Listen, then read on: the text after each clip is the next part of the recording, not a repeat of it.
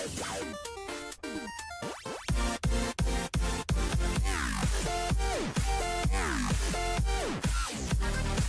guys, it's Carwick here.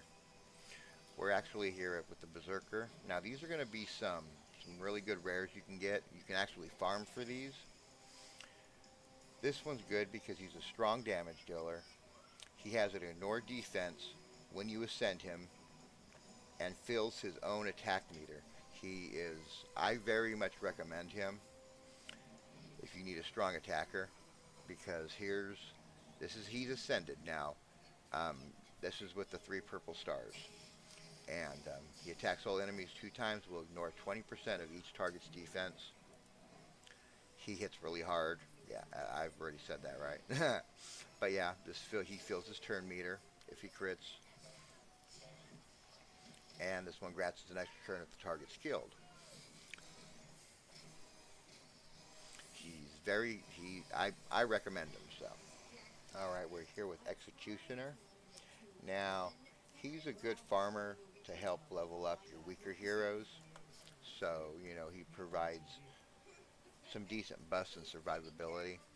Like he has stun, decreased speed, and increased defense buff and counterattack on this champion. And if you ascend him, he gets better. Plus, he also comes with increased ally defense in all battles by 17%, which is an aura. So he's good if you want to use him for leveling up lower level characters. Alright, we're under Valerie. She has a decent healer and provides a shield and attack debuff. And what I mean by healing is she doesn't have she places a shield buff on all allies for 2 turns. The value of the shield depends on the champion's level. Heals each ally according to the number of buffs they currently under. Well, she can actually throw out a buff. She throws out an increased attack on all allies and decrease the duration of all debuffs on all allies. And after you ascend her, it changes.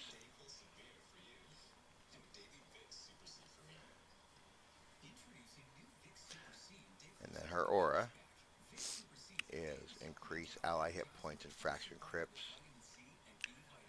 We'll get into that in another video, crypts, and this is her attack. This is Eris. She's one I don't have in my inventory at the moment. I did have her, but I used her as a fusion. But she increases all ally speed in dungeons. This is why she's so good. She counterattacks the attacker when an ally is attacked. So you're basically inflicting more damage every time somebody gets hit. She removes a random debuff from all allies and has a 60% chance of placing an increased speed on all allies. And then she has her attack, and she grants her an extra turn if the target's killed.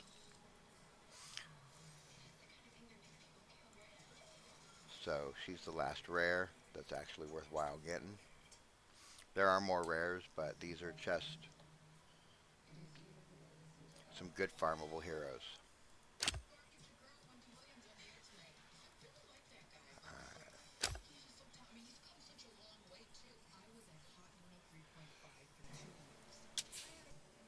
Alright guys, we have Templar. Now he's a great tank with a bunch of buffs. He has decreased speed debuff for 2 turns. Attacks 4 times at random. Possibly placing a provoke debuff for 1 turn. Places a block damage debuff on this champion 1 turn. Damage inflicted is proportional to defense. Now if he's ascended to 3 stars, he attacks with this champion's default skill whenever an enemy places a debuff on this champion, which is pretty good. And then we have increases ally resist in arena battles by 50. So yeah, he's pretty good as well. Alright, we have Conqueror here. Now he's a solid attacker. But he's not. He's you don't actually need him. He's not a necessity. But if you happen to get him, he yeah. He attacks one enemy 2 times.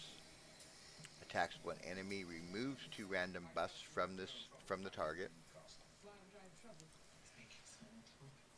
Attacks one enemy. Enemies killed by this skill cannot be revived. Now some characters have like revive abilities. Increase ally attack in all battles by 18%, which is pretty good.